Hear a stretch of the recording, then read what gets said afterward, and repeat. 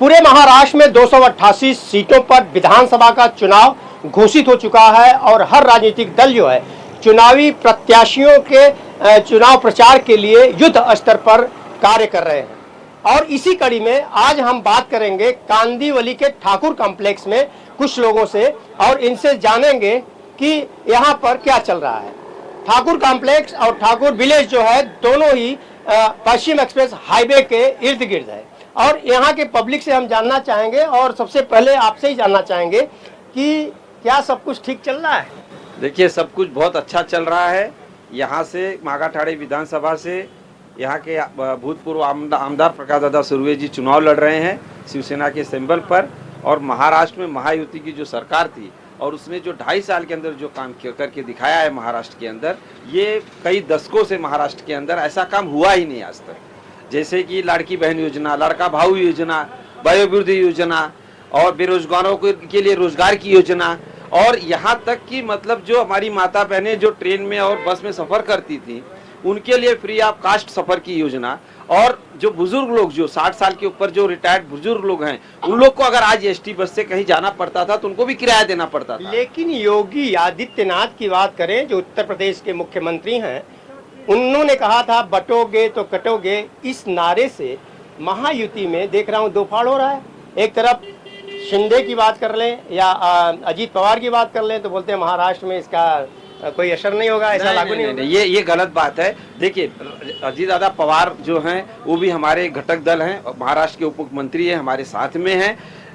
विचारधारा कहीं कहीं नहीं मैच होती, ठीक है, उनकी कहीं ना कहीं उनकी विचारधारा नहीं होगी, लेकिन योगी जी ने जो बात कही है वो 100% सही बात कही है कि बटोगे तो कटोगे, सच्चाई है। और ये इतिहास का है, आप देख लीजिए, जब जब हिंदू बटा है तब तब कहीं ना कहीं हिंदुओं का ही नुकसान हुआ है। तो योगी जी कोई गलत बात नहीं कर रहे हैं और कोई किसी तरह की इसके अंदर कंट्रोवर्सी नहीं है। ये तो आपके मीडिया के लोग जो हैं जो तोड़ मरोड़ के चीजें प्रस्तुत करते हैं, प्रेजेंट करते हैं, तो भाई आपको भी तो मसाला चाहिए। नहीं, स्टेटमेंट आया है, मेरी मीडिया हो या कोई भी मीडिया हो, ऐसा स्टेटमेंट आए हैं और वह बाकायदे छपा हुआ है।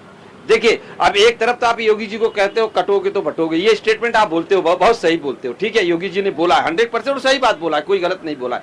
लेकिन एक तरफ हमारे माननीय यशस्वी प्रधानमंत्री नरेंद्र मोदी जी कहते हैं एक है तो नेक है, वो भी तो बताइए, एक है तो नेक है। लेकिन योगी आदित्यनाथ ने बटोगे तो कटोगे जिस तरह का उन्होंने बयान दिया, यह एक इतना बड़ा एक कारगर साबित हो गया है कि देखा जाए तो हर राजनीतिक पार्टी, चाहे वो कांग्रेस हो, चाहे समाजवादी पार्टी हो, चाहे अन्य पार्टी हो, उससे ही संबंधित कहीं ना कहीं कोई ना कोई एक नारा निकालते जा रहा है। आपसे जानना चाहेंगे, आप क्या जो ये बात कह रहे हैं इसमें कितनी सच्चाई कितनी है? नहीं, सच्चाई देखिए ऐसा है, महाराष्ट्र ने बहुत कुछ झेला है पिछले 3 सालों में, और ये जो बटेंगे तो कटेंगे, एक है तो सेफ है, मैं बोलता हूँ ये सब नारे चुनावी जुमले होते हैं। चुनाव के टाइम पे ऐसे कई नारे बनते रहते हैं। हमें केवल विकास पे ध्यान देना चाहिए, नारेबाजी पे नहीं जाना चाहिए। नारेबाजियां तो होती रहेंगी, नारेबाजियां चुनाव तक ही रहने वाली है। चुनाव के बाद हर पब्लिक को विकास चाहिए। नो डाउट शिंदे सरकार ने, देवेंद्र जी की सरकार ने काफी विकास किया है। अब वो विकास को ही उन्हें बता के अपना काम, अपना वोट लेना चाहिए, ना कि नारेबाजी के जुमलोबाजी में पड़ना चाहिए। मैं कहता हूँ उन्होंने इतने काम किए हैं, उनको नारेबाजी जुमलेबाजी की आवश्यकता नहीं है मेरी वजह। अगर हम महाविकास अघाड़ी की हम बात करें तो आप देख रहे हैं कि आए दिन महाविकास अघाड़ी की तरफ से या कांग्रेस है जो नाना पटोले की बात कर लें तो उन्होंने क्या कहा कि भाजपा जो की हालत जो है कुत्ते जैसी हो जाएगी। इस तरह की स्टेटमेंट जो राजनीतिक दिए जा रहे हैं, इससे क्या लगता है कि इससे क्या पार्टियों का फायदा होता है? नहीं जी, इससे किसी पार्टी का कोई फायदा नहीं होता है। ये मैंने कहा ना आपको, चुनावी जुमले हैं। और अच्छा है उन्होंने भाजपा को कुत्ता कहा है, लेकिन कुत्ते वफादार होते हैं। कुत्ते वफादार होते हैं, वो कहीं जाते नहीं हैं अपने मालिक को छोड़ के। और ये मैंने आपको बताया ना, ये कुछ भी है, महाराष्ट्र में फिर से महायुति आएगी और अच्छे संख्या में आएंगी। और मैं बता रहा हूँ आपको कि यही मिनिस्ट्री रहेगी। जिस तरह केंद्र में भी लोग बोलते थे कि मोदी जी नहीं आएंगे, लेकिन फिर मोदी जी आ गए और उन्होंने जिस तरह से अपना मंत्रिमंडल भी वही रखा है, मेरे ख्याल से यहाँ भी महायुति आएगी और वही अपने मंत्रिमंडल के साथ ही पूरे 5 वर्ष पूरे करेगी। आपसे जानना चाहेंगे, सबसे पहले आपका क्या नाम है? मैं इस विभाग का शाखा प्रमुख हूँ, शिवसेना का शाखा प्रमुख। अच्छा, नाम मैं पूछ रहा हूँ। आत्माराम कामली। कामली जी, हम आपसे जानना चाहेंगे कि शिवसेना की अगर हम बात करें तो शिंदे शिवसेना और यूबीटी शिवसेना यानी उद्धव ठाकरे शिवसेना, दोनों में देखा जाए तो समानता अब नहीं रह गई, क्या कहना चाहेंगे? इस बारे में कहूँगा कि हमारे शिवसेना प्रमुख बाला साहब ठाकरे थे, उन्होंने हिंदुत्व की बहुत बहुत बड़ा काम किया था। मगर हमारे उद्धव जी ठाकरे, मैं भी 40 साल इस शिवसेना में काम करता था उद्धव ठाकरे के साथ, मगर अभी जो माहौल हो रहा है वो गलत है। इसके लिए हम लोग वो छोड़ के हम लोग शिंदे गठ में आ गए, क्योंकि शिंदे जी, हमारे एकनाथ शिंदे जी हिंदुत्व को आगे लेके जा रहे हैं। आपसे हम जानना चाहेंगे कि आपने कहा कि विकास जो हुआ है, क्या क्या विकास हुए हैं? अगर हम अपने दर्शकों तक ये बात पहुंचाना चाहें आपके माध्यम से तो क्या कहना चाहेंगे? देखिए, हम जैसे मागाठाड़ी विधानसभा की अगर आप बात करेंगे, आमदार प्रकाश दादा सुर्वे की बात करेंगे, तो मैं आपके मीडिया के माध्यम से बता देना चाहता हूं कि लाड़की बहन योजना के तहत करीब करीब 1 से 1.5 लाख लाड़की बहनों का रजिस्ट्रेशन हुआ है और उसमें 45,000 लाड़की बहनों को पैसा मिल चुका है। 15 पूरे महाराष्ट्र की बात कर रहे हैं कि नहीं, मेरे विधानसभा की बात कर रहा हूँ। इतना रजिस्ट्रेशन हुआ है, 45 से 43,000 लाड़की बहनों तक योजना पहुंची है। ऐसे ही लाड़का भाऊ योजना जो है, वयोवृद्ध योजनाएं जो हैं, और सिलाई मशीन वाटप, महिलाओं के लिए रोजगार की व्यवस्था, बेरोजगारों के लिए रोजगार की व्यवस्था, मतलब इतने सारे काम हुए हैं। और एक ऐसा मुख्यमंत्री महाराष्ट्र को मिला है जो 24 घंटे में 22 घंटे, 23 घंटे जो आदमी काम करता हो। एकनाथ शिंदे साहब से अगर आपको मिलना है तो पहले के मुख्यमंत्री से मिलने के लिए आपको अपॉइंटमेंट लेना पड़ता था, उनसे जो उनके पीए के पास जाके उनसे अपॉइंटमेंट लेना, लेकिन इस मुख्यमंत्री से मिलने के लिए आपको कोई अपॉइंटमेंट की जरूरत नहीं है। आप सीधे जाके, ठीक है, वो मुख्यमंत्री हैं, वो एक उनकी पर्सनल वो चीजें हैं। लेकिन रही बात, मैं आपसे एक सवाल और करना चाहूँगा कि विकास के मुद्दे रहे अपनी जगह, सबसे बड़ी अगर समस्याएं हैं तो देखा जाए कि बिजली और पानी की झोपड़पट्टी में आजकल एक बहुत बड़ी समस्या है, गटर और नाले की भी समस्या है।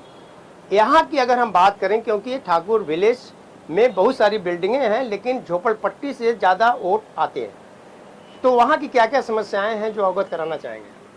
नहीं, देखिए, ये लोगों को गलत फहमी है कि झोपड़पट्टी वाले ही वोट करते हैं। ऐसा नहीं है, सोसाइटी वाले भी आते हैं नीचे और अच्छी संख्या में वोट करते हैं।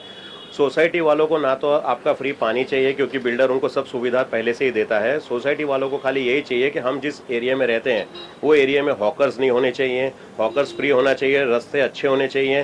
रात को स्त्री बेटियां, बहू बेटियां हमारी जो हैं वो रात को 12 बजे भी घर से बाहर जाएं तो सेफ होनी चाहिए। जिस तरह से लोग पहले कहते थे कि बॉम्बे कभी सोता नहीं है, तो वो हमें वापस से अगर ऐसा एरिया बनाना चाहिए। बाकी बात रही प्रकाश दादा सुर्वे जी की, वो पिछले 10 साल से यहाँ पे आमदार हैं, उन्होंने अपनी तरफ से काफ़ी काम किया है। यहाँ पे कुछ कमियां रह गई हैं, क्योंकि जिस तरह से कोई भी इंसान संपूर्ण नहीं होता है, कुछ कमियां रही हैं, क्योंकि बीच में 3 साल जैसे मैंने आपको बताया कि कोalition सरकार में भी कुछ अनबन रही।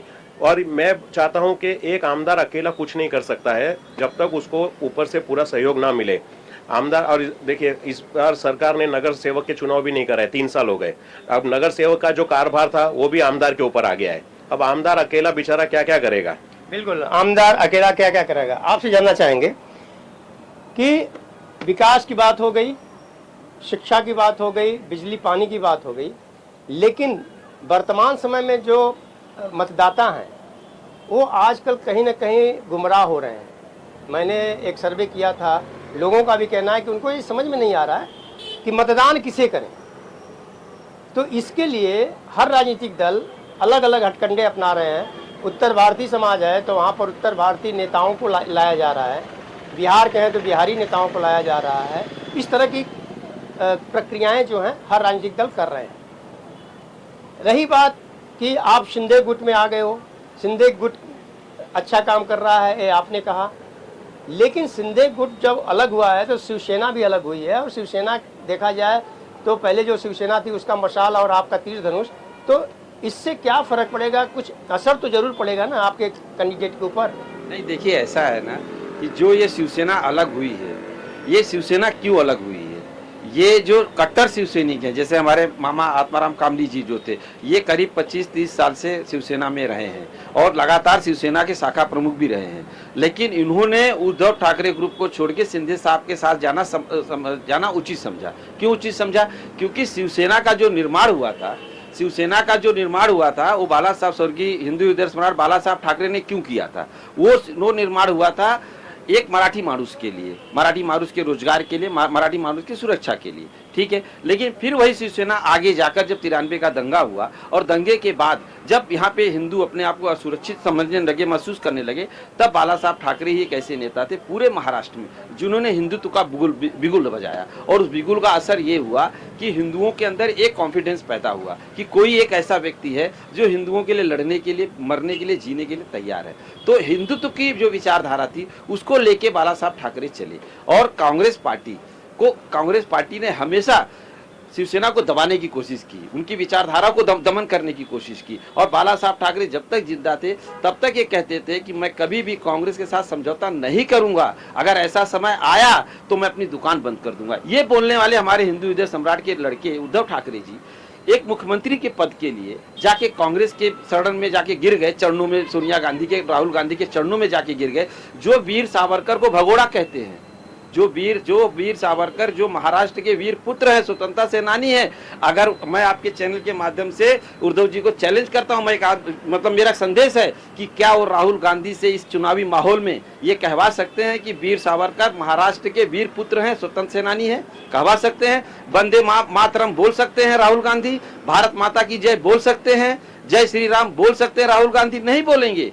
लेकिन फिर भी ऐसी विचारधारा के साथ जाकर आपने सरकार बनाई और उसमें आप मुख्यमंत्री बन गए। आपको एक मिनट के लिए भी, जरा सा भी आपके दिल में ये नहीं आया कि हमारे पिताजी ने, जो हमारे हिंदू हृदय सम्राट बाला साहब ठाकरे, जो सबके हिंदुओं के खून के नसों में बहते हैं, उनकी विचारधारा हम जैसे लोगों के अंदर बहती है। तो आपने देखा कि यहाँ पर अलग अलग विचारधाराएं थी, अलग अलग लोगों ने बातें की और इनका कहना है कि एकनाथ शिंदे जो अलग हुए, उनका मेल अगर देखा जाए, मेन बात ये थी कि हिंदू हृदय सम्राट बाला साहब ठाकरे की विचारधारा को लेकर के वो चलना चाहते थे, लेकिन उद्धव ठाकरे जो है उसे डिनाई करते थे। और यही रीजन था कि वो पार्टी से अलग हुए और पार्टी से अलग होने के बाद मुख्यमंत्री महाराष्ट्र के बन गए। अब देखने की बात यह होगी कि जो रिजल्ट आएगा उसमें किसकी सरकार बनती है और किसकी जय जयकार होती है। ऑन टीवी न्यूज के लिए कैमरामैन के साथ हरीश तिवारी।